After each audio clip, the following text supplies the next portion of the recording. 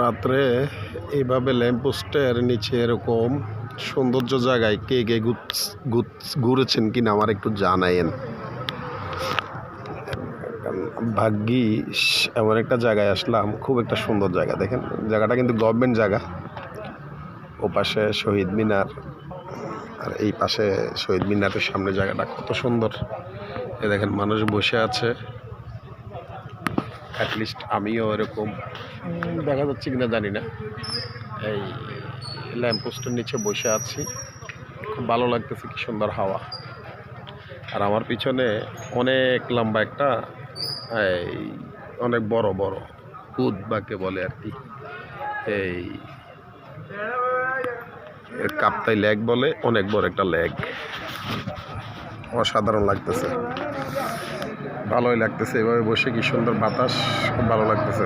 সবাই এরকম ভালো ভালো জিনিস উপভোগ করবেন। ওকে, আসসালামু আলাইকুম।